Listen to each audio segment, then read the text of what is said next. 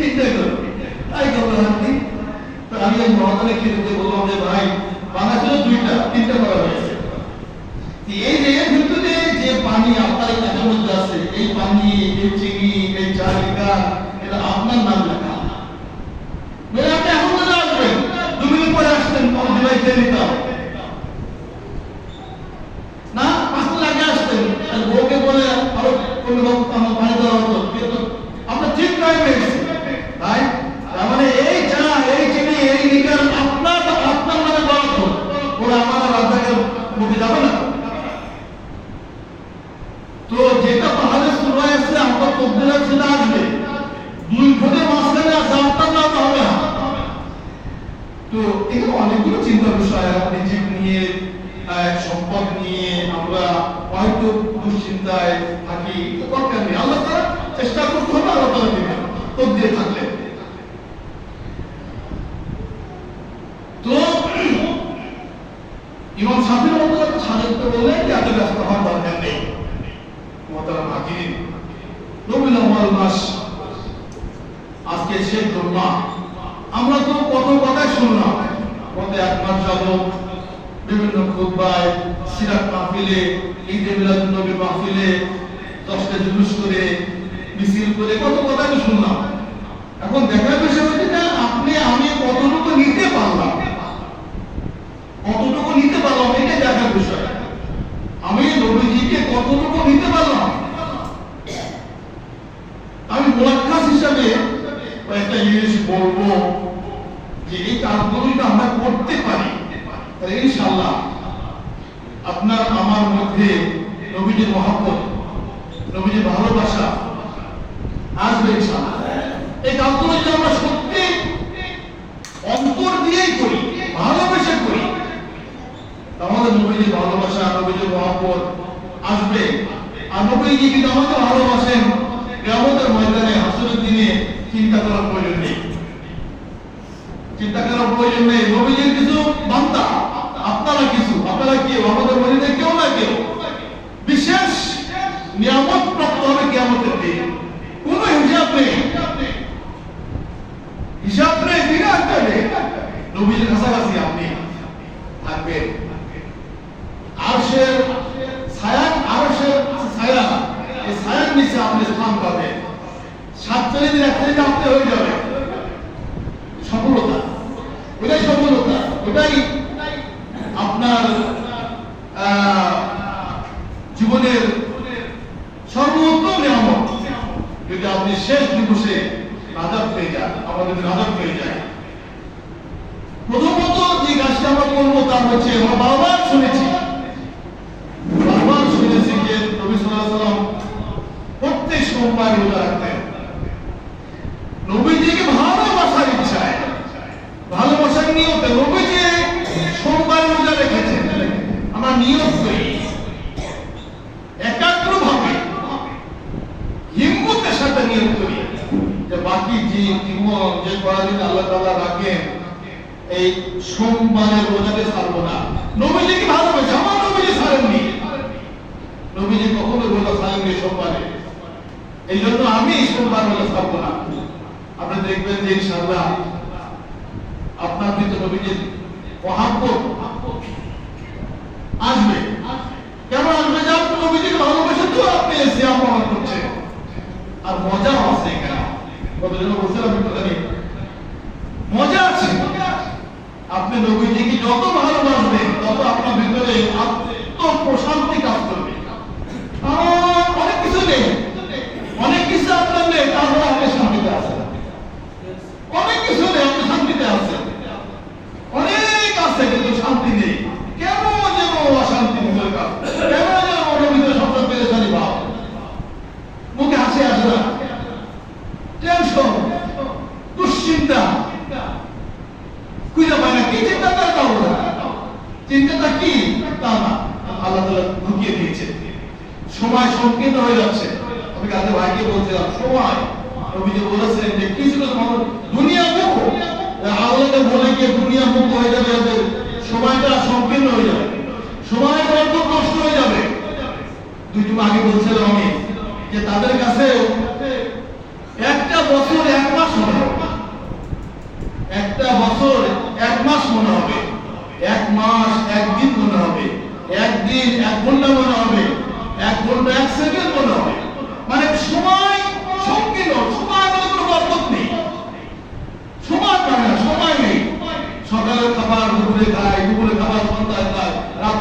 ঠিক হয় না, কখন ঘুমায় কখন ওঠে কোনো ঠাই ঠিকানা নেই, সময় কোনো বরকত নেই।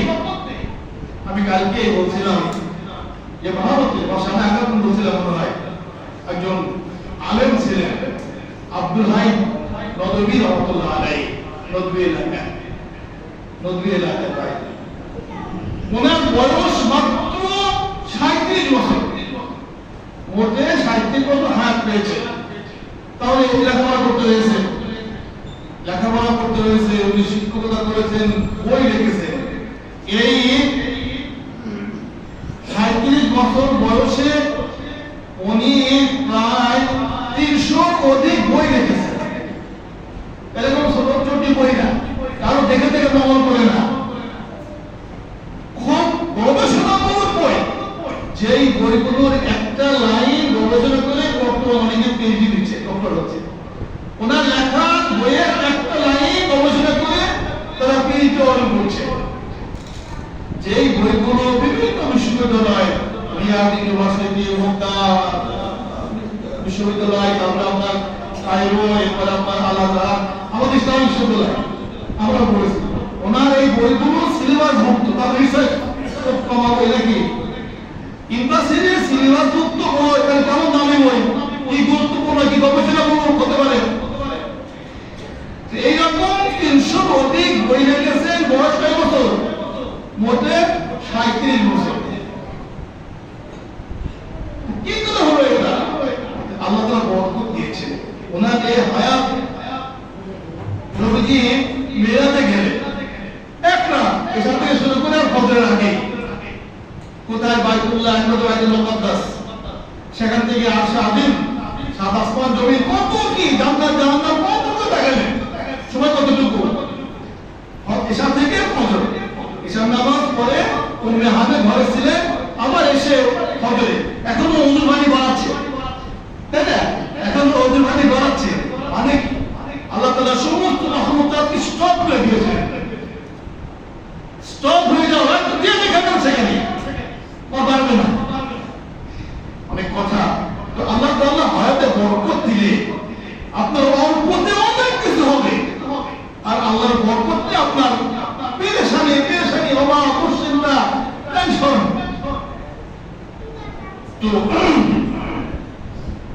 নবীজিকে ভালোবেসে নিয়ত করেন যে আমার বাকি জীবনটা আমি সোমবার রোজা রাখবো, ছাড়বো না।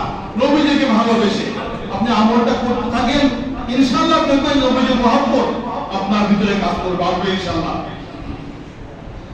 নবীজিকে ভালোবেসে মাসনুন কিছু দোয়া আছে, আমি প্রায় বলি মাসনুন কিছু দোয়া। প্রত্যেকটা কাজের শুরুতে দোয়া আছে। কাজের শুরুতে বিসমিল্লাহ বলা, খাওয়ার শুরুতে বিসমিল্লাহ বলা, পোশাক পরার শুরুতে একটা দোয়া আছে, ঘুমানোর আগে একটা দোয়া আছে, ঘুম থেকে উঠে একটা দোয়া আছে, ওযুতে একটা দোয়া আছে, ওযু শেষে দোয়া আছে না? এই যে আপনারা ওযু ঢুকেছেন, কি বলে ঢুকেছেন? এই দোয়া আছে না? কি বলেছেন? আল্লাহুম্মা আফতাহলি আবওয়াবা কি রহমাতি। কি সুন্দর কথা নবীজি প্রত্যেকটা কাজের শুরুতে আল্লাহুম্মা, হে আল্লাহ, ইফতাহলি, খুলে দাও আমার জন্য, লি ফাতহান খুলে দাও। আল্লাহুম্মা, হে আল্লাহ, ইফতাহলি, আমার জন্য খুলে দাও, আবওয়াবা, দরজা সমূহ, মিন রহমাতিক, তোমার রহমতে।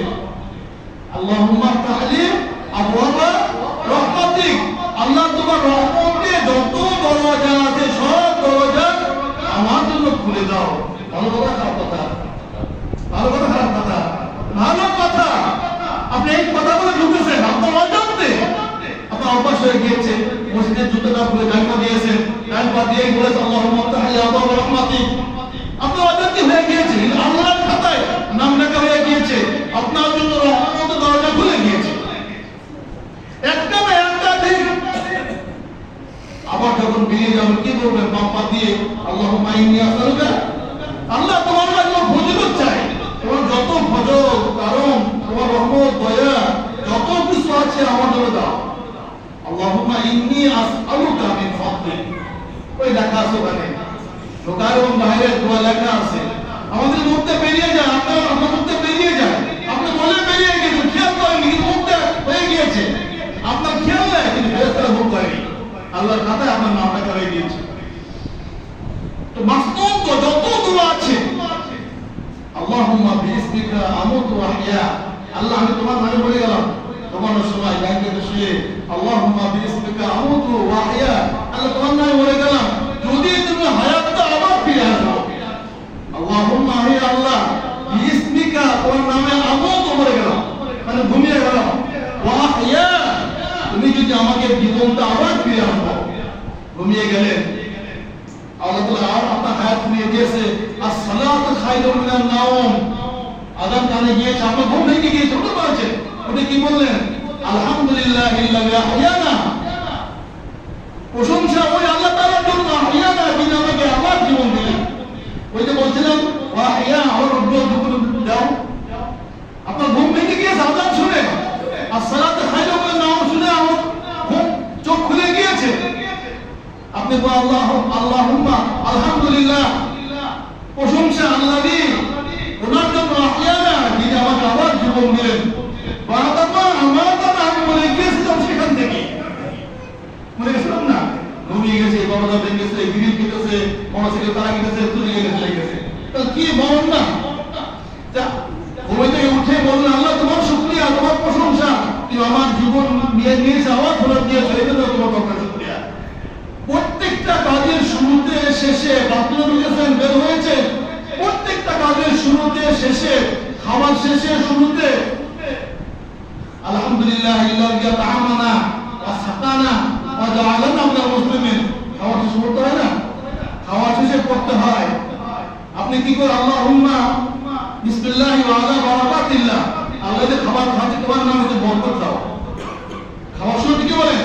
বিসমিল্লাহি ওয়া আলা বারাকাতিল্লাহ, আল্লাহ তোমার নামে এই খাবার শুরু করলাম, তুমি বরকত দাও। বারাকাতিল্লাহ, বরকত, যত বরকত আছে খাবারে তুমি দাও আল্লাহ, যত এর মধ্যে কল্যাণ উপকারী আমাকে দাও, অকল্যাণ উপকারী আমাকে দিও না। আপনি খেলেন, তৃপ্তি সহকারে খেলেন, এবারে পানি পান করলেন, খেলেন, খাওয়া শেষে আপনার সব শেষ, আবার বললেন আলহামদুলিল্লাহিল্লাযী আত'আমানা, শুকরিয়া আল্লাহ তাআলার যিনি আমাকে এত সুন্দর খাবার খাওয়ালেন, ওয়া সাকানা যিনি আমাকে পানি পান করালেন, ওয়া জাআলানা মিনাল মুসলিমিন যিনি আমাকে মুসলিম বানিয়েছেন। খাওয়া তো প্রত্যেকটা জিনিস, প্রত্যেকটা কাজের শুরু এবং শেষে মাসনুন দোয়াগুলো নবীজিকে ভালোবেসে নবীজি এই কাজগুলো করতেন, নবীজি এই কাজগুলো করতেন, আমি নবীজিকে ভালোবেসে আমিও এই কাজগুলো করছি। এই যে মাসনুন দোয়াগুলো করবেন, দেখবেন যে আপনার ভিতরে নবীজির ভালোবাসা আসবে। আরেকটা হচ্ছে নবীজির ভালোবাসা পাওয়ার আরেকটা মাধ্যম যে নবীজির জীবনের সম্পর্ক ধারণা রাখা। নবীজির জীবনী সিরাত, আমি কদিন আগে বলছি যে আমাদের প্রত্যেকের ঘরে নবীজির জীবনী একটা বই থাকা দরকার।